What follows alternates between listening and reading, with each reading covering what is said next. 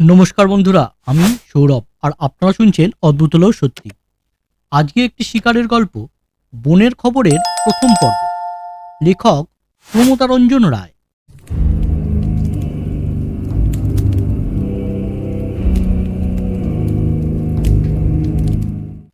যারা জরিপের কাজ করে তাদের মধ্যে অনেককে ভারী ভয়ঙ্কর সব জায়গায় ঘুরে বেড়াতে হয়। সেই সব জায়গায় হাতি, মহিষ, বাঘ, ভাল্লুক আর গন্ডার চলাফেরা করে। আবার যেখানে সেই সব নেই সেখানে তাদের চেয়েও হিংস্র আর ভয়ানক মানুষ থাকে। প্রায় 20-22 বছর এইসব জায়গায় ঘুরে কত ভয়ই পেয়েছি, কত তামাশাই দেখেছি। সরকারি জরিপের কাজে অনেক লোককে দলে দলে নানা জায়গায় যেতে হয়। এক একজন কর্মচারীর উপর এক একটা দলের ভার পড়ে। তার সঙ্গে জিনিসপত্র বইবার জন্য হাতি, গরু, ঘোড়া, খচ্চর ও উট। আর জরিপ করবার জন্য সার্ভেয়ার, আমিন, খালাসি ও চাকর-বাকর বিস্তর থাকে। বনের মধ্যে থাকতে হয় তাঁবুতে। লোকজনের বাড়ির কাছে থাকা প্রায় ঘটে ওঠে না। এক এক সময় এমনও হয় যে চারিদিকে 20-25 মাইলের মধ্যে আর লোকালয় নেই। বন এমনই ঘন আর অন্ধকার যে তার ভিতর অনেক সময় সূর্যের আলো প্রবেশ করে না। চলবার পথ জঙ্গল কেটে তৈরি করে নিতে হয়, তবে অগ্রসর হওয়া যায়। যদি জানোয়ারের রাস্তা, বিশেষত হাতির রাস্তা পাওয়া গেল তো বিশেষ সুবিধার কথা বলতে হবে। এমনি বৃষ্টির জায়গা, প্রথম প্রথম এইসব জায়গায় সহজেই ভয় হতো। আমার মনে আছে প্রথম বছর যখন সান স্টেটে যাই, আমার তাঁবুর সামনে বসে একটা বাঘ ফোঁস করে নিঃশ্বাস ফেলছিল। আমি তা শুনে বড়ই ব্যস্ত হয়েছিলাম। তারপর এর চেয়েও কত বড় বড় ঘটনায় পড়েছি, কিন্তু তেমন ব্যস্ত কখনো হয়নি। কলেজ ছেড়ে চাকরিতে ঢুকে কাজ শিখবার জন্য দেরাদুন গিয়েছিলাম। আমার মাথায় তখনও চাকরির চাপ পড়েনি, কাজ শিখছি। তখনও যেন স্কুলের ছাত্র। স্কুলের ছাত্রের স্বভাবসুলভ বাঁদুড়ে বুদ্ধি পেটের মধ্যে তখনও পুরো মাত্রায় রয়েছে। তার ফলে লোকের উপর মধ্যে মধ্যে একটু আধটু অত্যাচার হতো, লেগ পুলিং চলত। সেই বছর দেরাদুনে 2জন হিন্দুস্তানি ও 3জন বাঙালি অফিসার ছিলেন। সকলেই আমার চেয়ে সিনিয়র। তাঁরাও পাহাড় জঙ্গলে কাজ শিখতে গিয়েছিলেন। বাঙালি অফিসারদের মধ্যে একজন শ্রীযুক্ত আমার পূর্ব পরিচিত। শিবপুর ইঞ্জিনিয়ারিং কলেজে আমার 3 ক্লাস ওপরে পড়তেন। অন্য 2জন শ্রীযুক্ত নি আর শ্রীযুক্ত হিও ইঞ্জিনিয়ারিং কলেজের পুরাতন ছাত্র। শ্রীযুক্ত নি আর শ্রীযুক্ত আমাকে বড় স্নেহ করতেন। কত নিমন্ত্রণ যে তাঁদের বাড়িতে খেয়েছি। হিন্দুস্তানি ভদ্রলোকদের মধ্যে সর্দার পাঞ্জাবি শিখ আর শ্রীযুক্ত অযোধ্যার লোক। সর্দার সাহেব ধীর গম্ভীর লোক, কারো সঙ্গে বড় একটা মিশতেন না, বেশি কথাবার্তাও বলতেন না। আমরা 4জন বাঙালি একসঙ্গে মেশ করেছিলাম। আমাদের তাঁবু ছিল দেরাদুন থেকে মাইল 2 দূরে, নালাপানিতে। শনিবার কাজ শেষ করে আমরা অনেকেই দেরাদুনে আসতাম। আবার রবিবার সন্ধ্যায় তাঁবুতে ফিরে যেতাম। কেউ বা রবিবার রাতটাও দেরাদুনেই কাটিয়ে সোমবার ভোরে ক্যাম্পে হাজির হতো। শ্রীযুক্ত অনেক সময়ই রবিবার রাত্রে দেরাদুনে খাওয়া দাওয়া করে গভীর রাত্রে তাঁবুতে হাজির হতেন। শ্রীযুক্ত সন্ধ্যার পূর্বেই ফিরতেন। আমাদের ফিরবার রাস্তা ছিল একটি গোরস্থানের পাশ দিয়ে আর শ্মশানের ভিতর দিয়ে। 2-4 দিন শ্রীযুক্ত কে অত রাত্রে একলাটি আসতে দেখে শ্রীযুক্ত একদিন তাকে তাড়া দিলেন। অত রাত্রে অমন করে একলাটি আসো, তোমার ভয় করে না? কিসের ভয়? কেন, ভূতের ভয়? শ্মশানের ওপর দিয়ে আসতে হয়, আবার পাশে গোরস্থান। শুনে তো শ্রীযুক্ত হো হো করে হেসেই আকুল।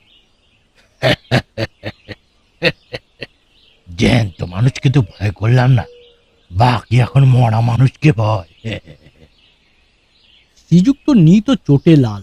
বলা বাহুল্য তিনি একটি নার্ভাস প্রকৃতির লোক ছিলেন। নালাপানির কাজ শেষ হলে আমরা আরও মাইল 2 দূরে সোং নদীর ধারে রায়পুরে এক আমবাগানে ক্যাম্প করেছিলাম। প্রকাণ্ড আমবাগান।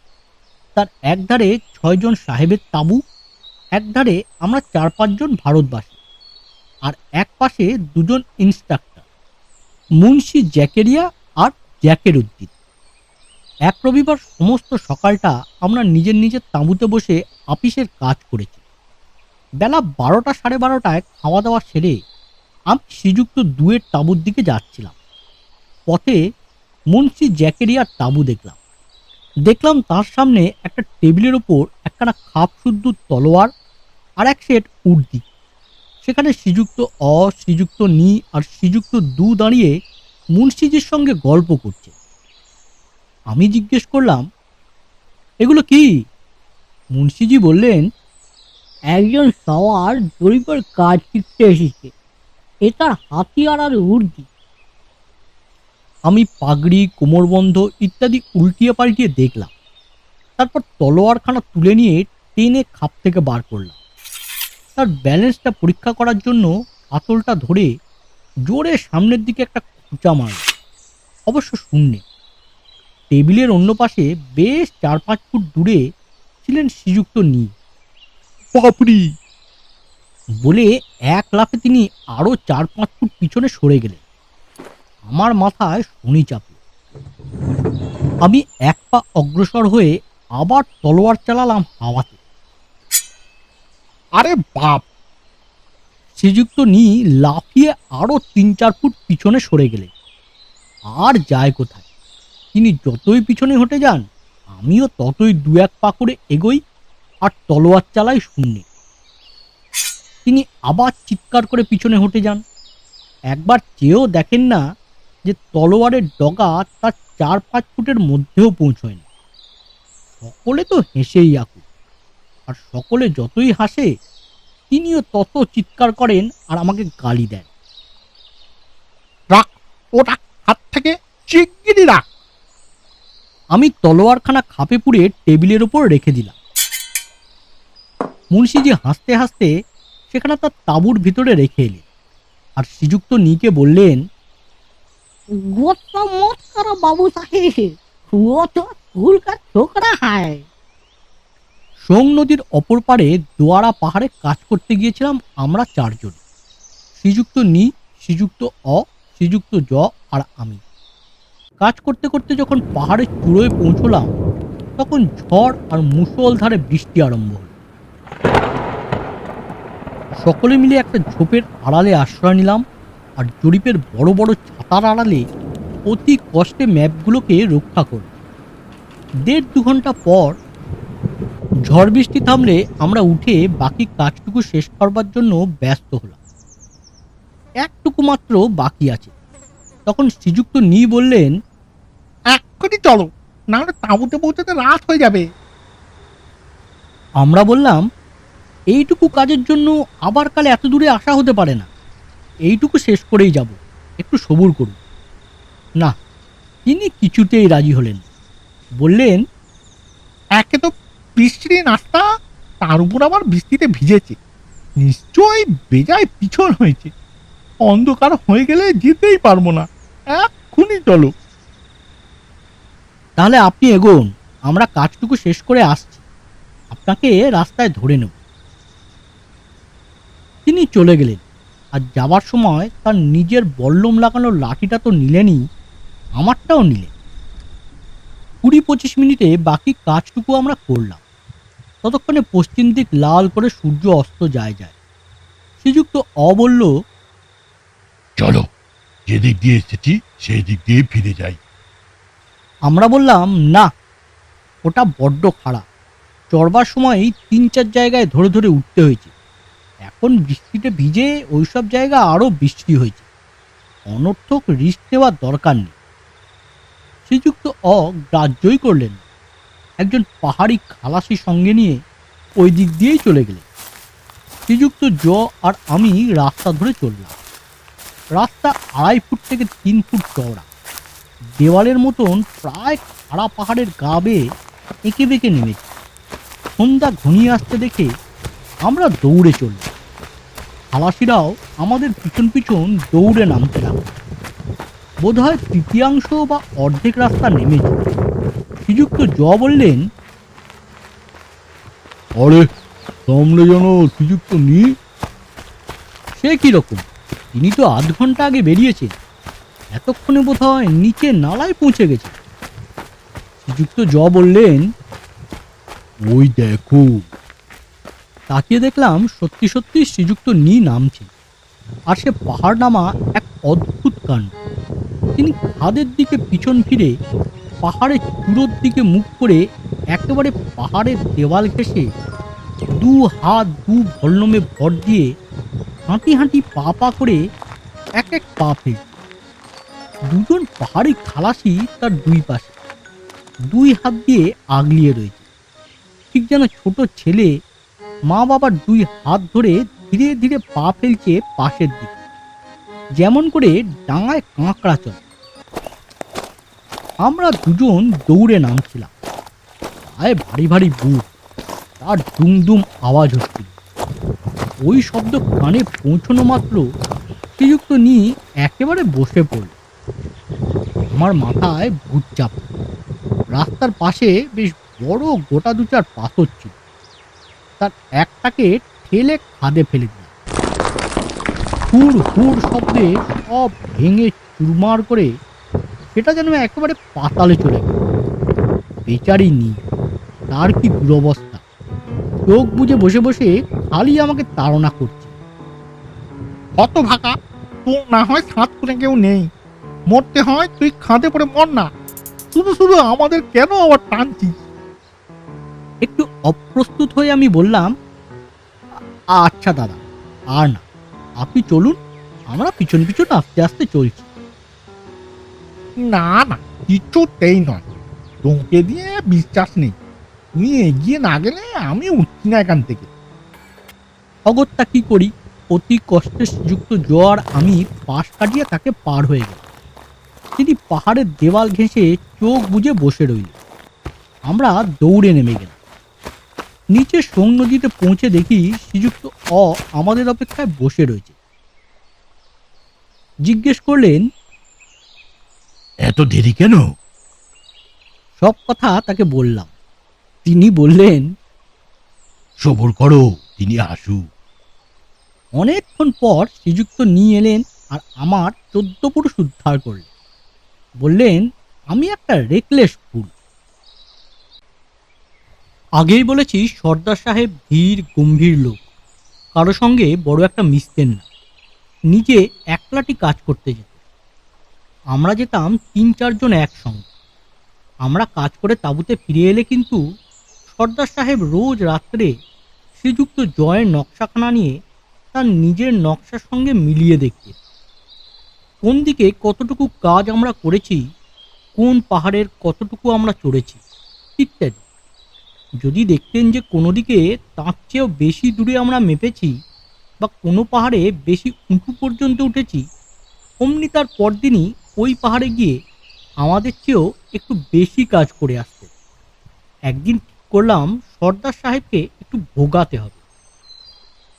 আমরা সত্যি সত্যি যতটুকু জরিপ করেছি, ইমলি পাহাড় বা তার বাইরে শ্রীযুক্ত জয়ের ও আমার নকশার উপর ওই পাহাড়ের চেহারা একটু একটু করে এঁকেছিলাম আমি মাত্র। একদিন শ্রীযুক্ত জয়ের ম্যাপের উপর ওই আঁকাটার চারিদিকে পেন্সিল দিয়ে এপাশে ওপাশে আরও 5-7টা নালা আর পাহাড়, কতকটা আভাসে আর কিছুটা কল্পনার সাহায্যে এঁকে একটা নকশা তৈরি করলাম, ঠিক যেন আমরা ওইসব জরিপ করে এসেছি। সর্দার সাহেব রোজই শ্রীযুক্ত জয়ের নকশায় দেখে থাকেন, তাই তার নকশার উপরই করলাম। আমারটা তিনি দেখবেন না, সুতরাং আমার নকশার উপর করলে পণ্ডশ্রম হবে। আমার কাণ্ড দেখে শ্রীযুক্ত বলতে লাগলেন, তুমি ওই গরিবকে কাল টিমটি পাঠাবে দেখছি। I hope so, it will serve him right. যেমন রোজ হয় তেমনি সে রাত্রেও সর্দার সাহেব শ্রীযুক্ত জয়ের নকশার সঙ্গে তার নিজের নকশা মিলিয়ে দেখলেন। সকালে উঠে কাজে বার হবার সময় শ্রীযুক্ত সর্দার সাহেবকে ডাকলেন। তার চাকর এসে বলল, ও তো রাত 4:30 बजे काम पर चले गए। আমরা কাজকর্ম শেষ করে সন্ধ্যার সময় তাঁবুতে ফিরলাম। সর্দার সাহেব তখনও ফেরেননি। একটু দুঃখ হলো, তাড়াতাড়ি লণ্ঠন দিয়ে 3-4 জন লোক পাঠালাম তার খোঁজ করার জন্য। অনেক রাত্রে তিনি ফিরলেন। ভোরে উঠেই সর্দার সাহেব শ্রীযুক্ত জয়ের নকশার জন্য লোক পাঠালেন। ইচ্ছা তার নিজের নকশার সঙ্গে মিলিয়ে দেখবে। নকশা দেখেই তো তার চক্ষু স্থির। শ্রীযুক্ত জয়ের নকশা পরিষ্কার, টিমলির আশেপাশে কোনো কাজই নেই, পরিষ্কার সাদা কাগজ মাত্র। বলা বাহুল্য, আগের দিনই আমি সব রবার দিয়ে ঘষে পরিষ্কার করে রেখেছিলাম। সর্দার সাহেব তাড়াতাড়ি শ্রীযুক্ত জকে ডেকে জিজ্ঞেস করলেন, ওই কাজটুকু কাল দেখেছিলাম, সেটা কি হলো? শ্রীযুক্ত জ বললেন, ওখানে তো কাজ করিনি আমরা, ওটুকু প্রয় স্কেচিং আর ইমাজিনেশনের দৌড়। কাল কাজে যাবার সময় ও নিজেই সেটা মুছে ফেলেছে। সর্দার সাহেবের মনের ভাবটা যে কেমন হয়েছিল তা ভগবানই জানে। আমি নাকি এ ভেরি মিসচিভিয়াস ফেলো। দেরাদুনে আমার ওপর হুকুম হলো ঘোড়ায় চড়তে শিখতে হবে। একটা ঘোড়ার বন্দোবস্ত করলাম। আগে কখনো চড়িনি, কাজেই শিক্ষাটা সহজ হলো না। বিশেষ বেগ পেতে হলো। জিনের সঙ্গে যেন আড়ি, একটু নড়াচড়াতেই সে আমাকে ঠেলে ফেলে দেওয়ার উপক্রম করে। সে সময় দেরাদুনে ফরেস্ট ডিপার্টমেন্টের ডেপুটি কনজারভেটর রায় বাহাদুর ক থাকতেন। তিনি একদিন আমার অবস্থা দেখে জিজ্ঞেস করলেন, বাবাজির বুঝি এই প্রথম চেষ্টা? হ্যাঁ। আচ্ছা চলো, আমি তোমাকে কি করে চড়তে হয় দেখিয়ে দিচ্ছি। তিনি আমার শিক্ষকতা গ্রহণ করলেন। বলা বাহুল্য, তার শিক্ষকতার গুণে অল্প দিনের মধ্যেই একটু একটু চড়তে শিখেছিলাম। রায় বাহাদুর ছিলেন পাকা শিকারী। বাঘ ভাল্লুক অনেক শিকার করেছেন তিনি। তার কাছে অনেক শিকারের গল্প শুনেছিলাম, তার মধ্যে একটি বড়ই হাস্যকর। তিনি তখন চক্রাতায় ডেপুটি কনজারভেটর। সেখানে সঙ্গে তার এক ভাইপো ছিলেন। অবসর মতো কুড়োর বন্দুক দিয়ে কখনো কখনো পাখি শিকার করতেন। রায় বাহাদুরের বাঘ শিকারের বড় শখ, তাই তার অধীনস্থ সব ফরেস্ট গার্ডদের ওপর হুকুম দিয়েছিলেন যে বাঘের সন্ধান পেলেই তাকে খবর দেবে। একদিন কার্যোপলক্ষে তাকে দেরাদুন চলে আসতে হয়েছিল। তার পরদিনই 2 জন ফরেস্ট গার্ড এসে হাজির। সাহেব কোথায়? কেন, সাহেব কাল দেরাদুনে গিয়েছেন?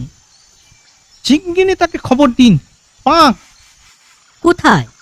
এই মাইল 2 দূরে মোষ মেনেছে। ভাইপো বললেন, সাহেব তো 3-4 দিন পরে আসবেন। তোমরা গিয়ে মাচা বাঁধো, আমি মারবো বাঘ। বাবু, তুমি পারবে না, মস্ত বড় বাঘ। প্রকাণ্ড মহিষটাকে টেনে কত দূরে নিয়ে গেছে। পারবে না শুনে বাবু তো মহা খাপ্পা। সাহেবের বন্দুক রাইফেল সব মজুদ রয়েছে, পারবো না আবার কি? ধমক খেয়ে বেচারারা একটু ভয় পেল। হাজার হোক সাহেবেরই তো ভাইপো। একটু চিন্তা করে বলল, আচ্ছা বাবু, 3টের সময় তৈরি থাকবেন, আমরা আসবো। অমনি মাহুতের ওপর হুকুম হলো, 3টের সময় হাতি চাই, বাঘ মারতে যাব। যথাসময়ে হাতিয়ার নিয়ে তাঁরা বের হলেন। রাস্তায় ওই গার্ডরা শিখিয়ে রাখলেন যেন বাঘ আসা মাত্রই বন্দুক না ছোড়া হয়, তাক করে বসে থাকতে হবে। ওরা বাবুর গা টিপলে তবে যেন ফায়ার করে। ভাইপো বললেন, আচ্ছা। সেখানে পৌঁছেই তো বাবু চোটের লাল। অত নিচু কেন মাচা? গার্ডরা বলল, বাবু, সাহেবের জন্য আরো ঢের নিচু বাঁচা বাঁধা হয়। আপনি নতুন লোক বলে উঁচু করে বেঁধেছি। বেশি উঁচু হলে মারবার সুবিধা হয় না। শিকারীরা মাচায় উঠে বসলেন। মাহুতকে হুকুম দিলেন যেন উপরি উপরি 2বার বন্দুকের আওয়াজ করলেই যেন হাতি নিয়ে আসে। রাইফেল হাতে ভাইপো মাঝখানে বসলেন। গার্ড 2জন তার দুপাশে। আবার তাকে তারা বলে রাখলো যেন তাক করে প্রস্তুত হয়ে থাকে, কিন্তু তারা আঙুল দিয়ে তার গা টিপলে তবে যেন বন্দুক ছোড়া হয়। সব ঠিক, এবার বাঘ এলেই হয়। সন্ধ্যার আগেই কিছু দূরে একটা শব্দ হলো, যেন একটা কুকুর হাই তুলল। গার্ডরা বলল, ওই আস্তে আবার সব নিস্তব্ধ। 10-15 মিনিট পর অল্প দূরে আরও একটা শব্দ হলো। এবার একটা ময়ূর উড়ল। গার্ডরা ভাইপোকে ইশারায় সাবধান করে দিল। আসছে। কয়েক মিনিট পরেই এসে হাজির এক প্রকাণ্ড বাঘ, যেন একটা লাল ঘোড়া। মহিষটাকে গার্ডরা টেনে 5-7 ফুট দূরে সরিয়ে রেখেছিল। বাঘটা তার লক্ষ্য করে সোজা মহিষটার কাছে না এসে একটু দূরে বসে রইল, চারিদিকে দেখতে লাগলো। কয়েক মিনিট দেখে উঠে শটান গিয়ে মোষটার উপর হামা দিয়ে দিল। পিছনের 2টি পা মাটিতে, সামনের 2 পা আর বুক মোষটার উপর। আবার চারিদিক দেখে নিয়ে খেতে আরম্ভ করল। বাঘটা যখন হাওয়ায় মত্ত, তখন একজন গার্ড আঙুল দিয়ে শিকারির পায়ে চাপ দিল। 2-1 মিনিট অপেক্ষা করেও বন্দুকের আওয়াজ হলো না দেখে আবার আঙুলের চাপ দিল। এবারও কোনো ফল হলো না। ভাইপো বন্দুক ছুড়লেন না। ব্যাপার কি? ব্যাপার গুরুতর। ভাইপোর চোখ কপালে উঠেছে, দাঁত কপাটি লেগেছে, হাত পা আড়ষ্ট হয়ে গেছে। ব্যাপার দেখেই গার্ডরা বুঝতে পারলো যে তাকে দিয়ে এই বাঘ শিকার হবে না। আবার ভাবলো এমন সুযোগ চলে যাবে। তাদের মধ্যে একজন শিকারে বেশ অভ্যস্ত ছিল। সে ধীরে ধীরে ভাইপোর হাত থেকে রাইফেলটি তুলে নিতে গেল। আর যায় কোথায়? গোঁ গোঁ গোঁ করে ঘুমের মধ্যে বোবায় ধরলে লোকের যেমন অবস্থা হয়, ভাইপো তাকে একেবারে জড়িয়ে ধরল। গোলমালে বাঘের খাওয়া বন্ধ হলো, আর উপরের দিকে মুখ তুলেই শিকারীদের দেখতে পেয়ে বিকট গর্জন করে এক লাফ দিয়ে 10-12 ফুট দূরে পড়ল। ফরেস্ট গার্ডটা বলল, বাবু, 2বার বন্দুকের আওয়াজ করুন, আপনি আসুক, বাড়ি ফিরে যাই, আজ আর বাঘ আসবে না। বাবুর মুখ দিয়ে কোনো কথা বের হয় না, খালি ওই মুখ চাপা গোঙো শব্দ। বন্দুক বা ওদেরও ছাড়ে না, পাছে বন্দুকের আওয়াজ করে। বন্দুক ছোঁড়াও হলো না, হাতিও এলো না। সমস্ত রাত ওই মাচায় কাটাতে হলো। এদিকে বাংলোর সকলেই বড় ব্যস্ত হয়ে উঠল। ব্যাপার কি? ভোর হতে চলেছে, অথচ এখনো বন্দুকের আওয়াজ হলো না। নানা চিন্তা করে নিজেরাই হাতিতে চড়ে খোঁজ করতে গেলেন। হাতি যখন গাছতলায় পৌঁছলো, তখনও বাবু মাথা থেকে নামতে চান না। কি জানি, হতভাগা বাঘ হয়তো আবার কোনো ঝোপের মধ্যে বসে রয়েছে। সকলে ধরাধরি করে তাকে মাচা থেকে একেবারে হাতির পিঠে নামিয়ে নিল। বাংলোয় পৌঁছে তার যা দুরবস্থা দেখা গেল তা বলা যায় না। দুর্গন্ধে কাছে যাওয়া মুশকিল। বাঘের গর্জনের সঙ্গে সঙ্গে সেই বিভৎস কাণ্ড হয়েছে। রায় বাহাদুরের কাছে এই গল্প শুনে মনে হয়েছিল লোকটি কি ভীতু, কিন্তু পরে অনেকবার বাঘের বিকট গর্জন শুনে মনে হয়েছে যে ওরকম হওয়াটা নেহাত আশ্চর্যের বিষয় নয়।